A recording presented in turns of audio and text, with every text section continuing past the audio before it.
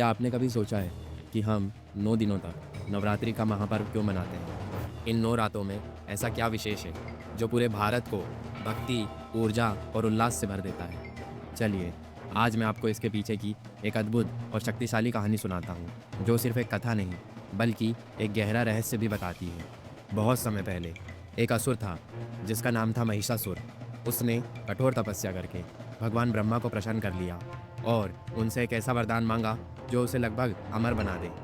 उसने मांगा, हे प्रभु, मुझे ऐसा वरदान दीजिए कि मेरी मृत्यु किसी भी देवता, दानव या पुरुष से ना हो सके। ब्रह्मा जी ने तथास्तु कह दिया। उसे लगा कि अब उसे कोई नहीं मार सकता। उसने अपनी मूर्खता में किसी स्त्री का जिक्र ही नहीं किया। उसे लगता था कि कोई स्त्री भला उससे ज्यादा शक्तिशाली कैसे हो सकती है। वरदान पाते ही उसने तीनों लोकों में हाहाकार मचा दिया। उसने स्वर्ग पर आक्रमण कर इंद्रदेव को पराजित कर दिया और देवताओं को वहां से खदेड़ दिया। सभी देवता भयभीत होकर त्रिदेव ब्रह्मा, विष्णु और महेश के पास सहायता के लिए पहुंचे। देवताओं की दयनीय स्थिति देखकर त्रिदेव क्रोध से भर गए। उनके क्रोध और अन्य सभी देवताओं के शरीर से एक दिव्य तेजपुंज निकला।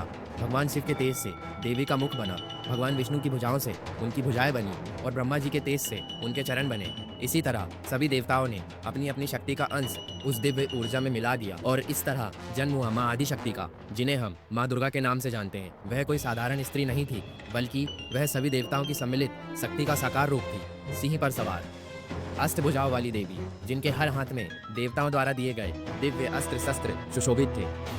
जब महिषासुर ने इस तेजोमयी देवी को देखा तो पहले तो वो हंसा, लेकिन जब माँ दुर्गा ने युद्ध के लिए ललकारा तो वह क्रोधित हो गया और फिर शुरू हुआ धर्म और अधर्म के बीच इतिहास का सबसे भयंकर युद्ध।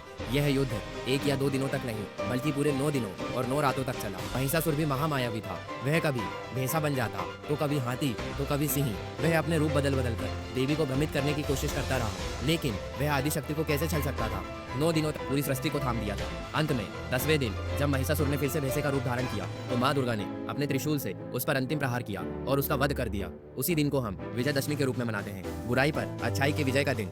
महिषासुर के अंत के साथ ही तीनों लोकों में फिर से शांति स्थापित हुई और सभी देवताओं ने माँ दुर्गा की जय जयकार की और उन्हें महिषासुर मर्दिनी यानी महिषासुर का वध करने वाली कहा। इसीलिए नवरात्रि सिर्फ एक त्योहार नहीं, ये 9 रातें हमें उस महासंग्राम की याद दिलाती हैं। यह हमें सिखाती है कि जब जब अधर्म और अहंकार बढ़ता है, तब तब नारी शक्ति उसका अंत करने के लिए प्रकट होती है। ये 9 दिन हमें अपने अंदर के महिषासुर यानी हमारे अहंकार, क्रोध और लालच से लड़ने की प्रेरणा देते हैं। तो दोस्तों, अगर आपको यह कहानी पसंद आई हो तो इस वीडियो को लाइक करें और शेयर करें और हमारे परिवार का हिस्सा बने और इस चैनल को सब्सक्राइब करना ना भूलें। जय महिषासुर मर्दिनी, जय माता दी।